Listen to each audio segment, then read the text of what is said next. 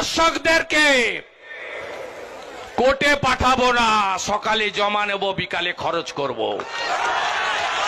যোগী আদিত্যনাথ হেমন্ত বিশ্ব শর্মার দেখানো পথে আইনের দোরগোড়ায় বিচার বিষয়টা, সেটা কিন্তু অনেক ক্ষেত্রে আমরা দেখি বিচার এত বিলম্ব হয়ে যায়। বিচার বিলম্ব হতে হতে অপরাধী যিনি জেলে আছেন, প্লেন হাইজ্যাক হয়ে গিয়ে অপরাধীকে ছেড়ে দিই। ভারতবর্ষে এই ঘটনা ঘটেছে। যাই ঘটনা ঘটুক, কেউ যখনই পুলিশকে 100-তে ফোন করবে, সিস্টেমটাই এরকম হবে, যেখান থেকে ফোন করবে ওই কথাটা রেকর্ড হয়ে ওটাই এফআইআর হিসাবে ভবিষ্যতে ট্রিট হবে। ওই ইনফরমেশনের বিষয়ে পুলিশকে কুইক রেসপন্সটা দিতে হবে। এই বারিপুরের ঘটনাতে আমি ব্যক্তিগতভাবে মনে করি তলার লেভেল পুলিশ আর এই মিডিল লেভেল পুলিশের রেসপন্সের অভাব আছে, এবং সেটা পশ্চিমবাংলায় কিন্তু অ্যাডমিনিস্ট্রেটিভ লেভেলে এখনো আছে।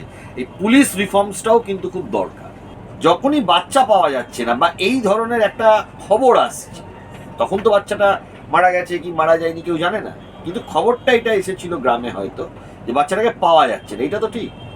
তখনই কিন্তু পুলিশের থানা বলুন, এসিপি বলুন বা ডিএসপি বলুন বা ডিসিপি বলুন বা এসপি বলুন, এই অবধি বিভিন্ন থানাতে কিন্তু তাদের অ্যালার্ট হয়ে যাওয়া উচিত যে কোথায় গেল। তখনই পুলিশের যে রেসপন্স টিম ডিস্ট্রিক্ট ওয়াইজ থাকে, সাব ডিভিশন ওয়াইজ থাকে, তাদের সঙ্গে সঙ্গে অ্যালার্ট হয়ে বেরিয়ে খোঁজাখুঁজি এলাকার মানুষকে সঙ্গে নিয়ে করতে হতো। কিন্তু স্যার এখানে তথ্য প্রমাণ লোপাটের একটা কথা বলা, ওই বিষয়টা যদি বলেন। এই তথ্য প্রমাণ লোপাটটাকে যাতে বন্ধ করা যায়, আর যদি সত্যিই হয়ে থাকে যারা তুলছেন তারা ন্যায্য দাবি মনে করেছেন তাই তুলছেন, যদি তথ্য প্রমাণ লোপাটের মতন কিছু থাকে আদালতে, ডেফিনেটলি এটার পর্যবেক্ষণ হওয়া উচিত বলে আমি মনে করি। প্রভাস মণ্ডল খুনে সমাজের একাধিক ব্যক্তিত্ব একাধিক মন্তব্য করছেন, কেউ বলছেন ঠিক হয়েছে, কেউ বলছেন দুর্বল চিত্রনাট্য। এই পুরো বিষয়টা নিয়ে হাইকোর্টের আইনজীবী বিক্রম বন্দ্যোপাধ্যায় ঠিক কি বলছেন সেটা তার থেকে জেনে নেব। বিক্রম স্যার, কিভাবে দেখছেন পুরো বিষয়টা? দেখুন, এনকাউন্টার যে শব্দটা, এটা আইনে কোথাও ডিফাইন করা নেই। ভারতবর্ষের যা আইন আছে তাতে কোথাও ডিফাইন করা নেই। বাংলায় এটা আমরা সেকেন্ড এনকাউন্টার পেলাম ঈশানজির পরে। এখন ঘটনা হলো এনকাউন্টারগুলোতে সব ক্ষেত্রেই পুলিশ তাদের আত্মরক্ষার্থে আইনে যেটা আসে আমি সেটা বলছি, গুলি চালাতে বাধ্য হয়। এটা ভারতবর্ষের যত এনকাউন্টার হয় সব জায়গাতেই এটাই থাকে। দেখুন, আইনের দোরগোড়ায় বিচার এটাই একটা সভ্য দেশে কাম্য, এটা অস্বীকার করার জায়গা নেই। কিন্তু আইনের দোরগোড়ায় বিচার যে বিষয়টা, সেটা কিন্তু অনেক ক্ষেত্রে আমরা দেখি বিচার এত বিলম্ব হয়ে যায়। বিচার বিলম্ব হতে হতে হতে হতে হতে হতে অপরাধী যিনি জেলে আছেন, একটা প্লেন হাইজ্যাক হয়ে গিয়ে অপরাধীকে ছেড়ে দিতে। ভারতবর্ষে এই ঘটনা ঘটেছে, ঘটেনি এটা নয়, তবে সেই অপরাধগুলো হলো রাষ্ট্রদ্রোহিতার সমান অপরাধ। যেখানে আইনের প্রভিশন আছে এবং অপরাধী ধরা পড়েছে এবং অপরাধীকে জেলে রাখলে তার পালিয়ে যাওয়া স্কোপ খুব কম, সেক্ষেত্রে আমার মনে হয় আইনের বিচার হওয়াটাই, আমার মনে হয় বললে ভুল হবে, আইনের বিচার হওয়াটাই উচিত বলে আমি মনে করি। তবে কিছু ক্ষেত্রে পাবলিক সেন্টিমেন্ট দানা বাঁধে, এটা অস্বীকার করার জায়গা নেই। কিছু ক্ষেত্রে ঘটনা ঘটে যে সত্যিই পুলিশ অফিসারকে মারার চেষ্টা করেছে, এটা হয়েছে। তবে এনকাউন্টার যে বিষয়টা আমি বলি, এখানে দুটো ভিউ উঠে আসে। একটা হচ্ছিল আইনের দোরগোড়ায় বিচার। সবার যদি আইনের দোরগোড়ায় বিচার হয়, বিচার হতে হতে হতে হতে কত বছরে আলটিমেটলি সাজা হবে কেউ তো জানে না। কারণ আইনের দোরগোড়ায় বিচার মানে সে তো চলতেই থাকবে বিচার। আমাদের ভারতবর্ষের যে আইন ব্যবস্থা, ভারতবর্ষ বলে না বিভিন্ন দেশেই আছে, ডিস্ট্রিক্ট জাজ, হাইকোর্ট ধরুন ফাঁসি দিল, ডিস্ট্রিক্ট জাজ যদি ফাঁসির অর্ডার দেয়, এটা তো কার্যকর হবে না। It must be confirm by the high court. High court দেওয়ার পরে যে অপরাধী, তে আবার গভর্নরের কাছে অ্যাপিল করতে হবে। গভর্নর কিছু বলুক না বলুক, এইটা আবার হাইকোর্টের পরে যাই বলুক সুপ্রিম কোর্ট হবে। সুপ্রিম কোর্টের পরে গভর্নর আছে, আবার রাষ্ট্রপতি আছে, ক্ষমা ভিক্ষা করতে। তারপরে আইনের বিভিন্ন ফ্যাকা উঠে আসে। এখন ঘটনা হলো যে আজকের ঘটনাটা আমি শুনেছি, পাবলিক সেন্টিমেন্ট, একজন মানুষ বললে ভুল হবে, বাচ্চা, নাবালিকা, তিনি হত্যা হয়েছে। অত্যন্ত দুঃখজনক ঘটনা, বেদনাদায়ক ঘটনা। যে বাবা মার হারিয়েছে সেই বাবা মাই কষ্ট পাবে, আর সেই বাবা মাই সারা জীবন সেটা মনে রাখবে। সাধারণ মানুষ 2 মাস পরে ভুলে যাবে। স্যার, অনেকে বলছেন যে এই সকালে জমা করা বিকালে খরচা করা, এটা বাংলার সংস্কৃতিতে ছিল না, বাংলার সংস্কৃতিকে প্রভাব পড়বে, আপনি সেটা ভাবছেন? দেখুন, আমি যেটা মনে করি এই বিষয়টাতে, বাংলায় আইনের শাসন হওয়া উচিত। বাংলা বলে না, সারা পৃথিবীতেই তাই। কিন্তু আইনের শাসনের এই ড্রব্যাকটাও রয়ে গেছে। অপরাধী বিচার পেতে পেতে পেতে পেতে পেতে পেতে কবে বিচার পাবে, কোনো মানে যিনি অপরাধী তার বিচারটা কবে হবে, কবে সে সাজা প্রাপ্ত হবেন, আইনে এটা একটা ব্যাপারও রয়ে গেছে। জুডিশিয়াল সিস্টেমটার একটা আইনগত দিক থেকে রিফর্মস চাই, পুরো বিচার ব্যবস্থা না আইনগত দিক থেকে। প্লাস জুডিশিয়ারিতে আপনার বিচারপতির সংখ্যা পপুলেশন অনুপাতে কম।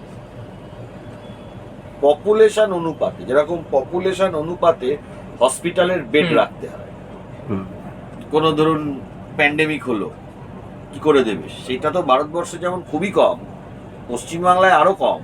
এই পপুলেশন অনুযায়ী আপনি যদি ডিস্ট্রিক্ট কোর্টগুলোতে দেখেন, ধরুন সামান্য 156 ক্লজ 3 পিটিশন মুভ হচ্ছে, এমন এমন ডিস্ট্রিক্ট কোর্ট আছে পিটিশন পড়ার মতন সময় থাকে না, একদিনে 40-50টা কেস নিষ্পত্তি করতে হচ্ছে। কিছু করার নেই, কারণ বিচারপতির সংখ্যা কম।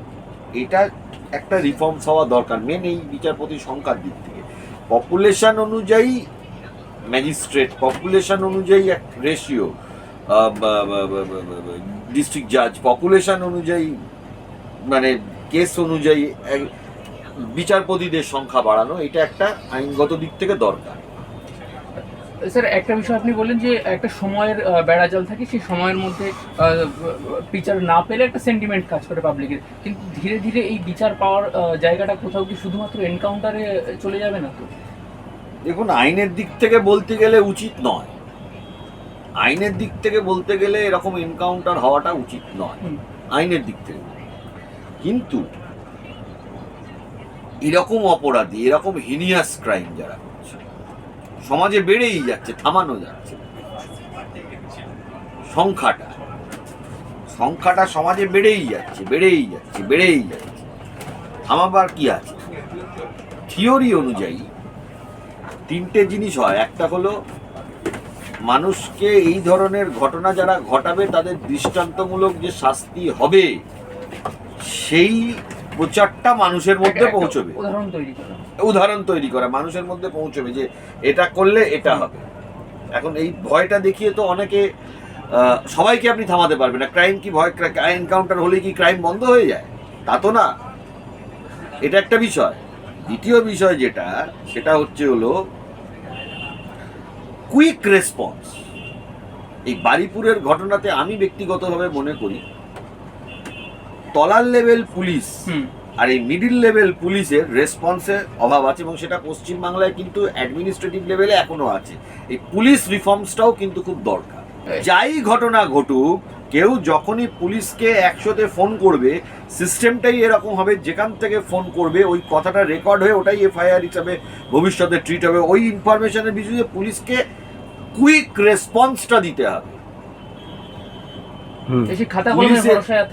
না, আমি ধরুন আজকে এখানে একটা ঘটনা ঘটেছে, আমি ফোন করলাম পুলিশকে, বা আপনি ফোন করলেন পুলিশকে, বা কোনো একটা সাধারণ নাগরিক ফোন করলো পুলিশকে, যে কি ঘটনা, কুইকের আসার যে কুইক রেসপন্স, এই রেসপন্সটা। আর এই যেমন ধরুন এই বারুইপুরের ঘটনার ক্ষেত্রে বাচ্চাটাকে পাওয়া যাচ্ছে না, এই খবরটা তো রটেছে এবং পুলিশের অব্দি গেছিল, পুলিশ গিয়ে পাওয়া যাচ্ছে, খুঁজুন বলে পুলিশ ঘুমিয়ে পড়লে। এই যে নেচারটা, যখনই বাচ্চা পাওয়া যাচ্ছে না বা এই ধরনের একটা খবর আসছে, তখন তো বাচ্চাটা মারা গেছে কি মারা যায়নি কেউ জানে না, কিন্তু খবরটা এটা এসেছিল গ্রামে হয়তো, যে বাচ্চাটাকে পাওয়া যাচ্ছে না। এটা তো ঠিক, তখনই কিন্তু পুলিশের থানা বলুন, এসিপি বলুন বা ডিএসপি বলুন বা ডিসিপি বলুন বা এসপি বলুন, এই অবধি বিভিন্ন থানাতে কিন্তু তাদের অ্যালার্ট হয়ে যাওয়া উচিত যে কোথায় গেল। তখনই পুলিশের যে রেসপন্স টিম ডিস্ট্রিক্ট ওয়াইজ থাকে, সাব ডিভিশন ওয়াইজ থাকে, তাদের সঙ্গে সঙ্গে অ্যালার্ট হয়ে বেরিয়ে খোঁজাখুঁজি এলাকার মানুষকে সঙ্গে নিয়ে করতে হতো। যে লোকটা ধরা পড়েছে আপনি দেখবেন এলাকার মানুষই কিন্তু ধরেছে, এটা অস্বীকার করার জায়গা নেই। তাহলে পুলিশ তাহলে সেখানে তাদের নেগলিজেন্স ছিল, এটা অস্বীকার করার জায়গা নেই। তবে গভর্নমেন্টের যখন পুরো ব্যাপারটা নজরে আসে তারপরে কিন্তু খুব স্ট্রং অ্যাকশন হয়েছে, এটাও অস্বীকার করার জায়গা নেই। স্যার, বহু লোকে বলছেন যে এই যাকে এনকাউন্টার করা হলো তাকে এনকাউন্টার করা হলো এই জন্য যে মূল যে দোষী সে যাতে বাঁচতে পারে, এই একটা কথা উঠে আসছে, আপনি বিশ্বাস করছেন এটা? দেখুন, আমি বহু তথ্য প্রমাণ আমি ব্যক্তিগতভাবে মনে করি রেপ কাম মার্ডার কারোর একার কাজ হতে পারে না, বাকি আরো মানুষজন ধরা পড়েছে। অবশ্যই তদন্ত করে সেটা বার করা যাবে। এখন আমি আবারও একটা কথা বলছি যে দুটো ভিউ, একটা হচ্ছে ওই বিচারের ব্যবস্থা, যেটা বিচার হতে হতে হতে হতে লাইভ কভার আপ হয়ে গেল এটা, এবং এত দেরি হয়ে গেল বিচার করতে, ট্রায়াল করতে, এত সেই সময় অপরাধীকে প্লেন ছিনতাই করে ভারতবর্ষ থেকে নিয়ে চলে যাওয়া হবে, দিয়ে তাকে অপরাধীগুলোকে ছেড়ে দেওয়া হবে। সেটা আমরা ভারতবর্ষের ইতিহাস ঘাঁটলে আমরা পাবো। এটা একটা দিক, এটা হলো রাষ্ট্রদ্রোহিতা বা দেশের সাথে যারা ইয়ে করে। আর ক্রাইমস গুলোর ক্ষেত্রে আমি ব্যক্তিগতভাবে মনে করি অনেক ক্ষেত্রে অনেক কিছু হয়, আইনের দিক থেকে পসিবল না হলেও আইনের দিক থেকে আবার পসিবলও হয়। কিন্তু অনেক ক্ষেত্রে যদি দেখা যায় যে অপরাধীকে পালিয়ে যাওয়া বা অপরাধীর এরকম ক্ষমতা নেই যে জেল থেকে পালিয়ে চলে যাবে, তাহলে সেই অপরাধীর অবশ্যই আমি মনে করি বিচার হওয়া উচিত। কিন্তু ভারতবর্ষের যেরকম এরকম ঘটনাও তো ঘটেছে, ভারতবর্ষে এটা তো ঘটেনি তা তো নয়। এই জন্য আপনি আইনে কোনো কিছুকেই একদম স্ট্রেট জ্যাকেট ফর্মুলা বা একবারে সেইভাবে হবে না। ল, আইন, বিচার ব্যবস্থা, পুলিশ, পুরো জিনিসটাই একটা ডাইনামিক প্রসেস।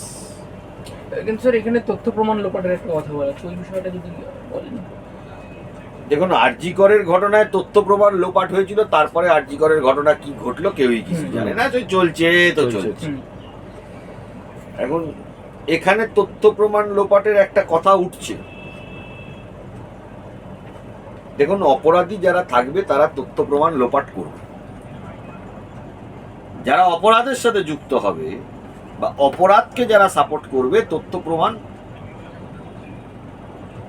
লোপাট তারা করবেই। এটা আপনি আটকাতে পারবেন না, এটা আটকানো সম্ভব না। তবে এই তথ্য প্রমাণ লোপাটটাকে যাতে বন্ধ করা যায়, আর যদি সত্যিই হয়ে থাকে যারা তুলছেন কথাটা তারা ন্যায্য দাবি মনে করেছেন তাই তুলছেন, যদি তথ্য প্রমাণ লোপাটের মতন কিছু থাকে আদালতে, ডেফিনেটলি এটার পর্যবেক্ষণ হওয়া উচিত বলে আমি মনে করি।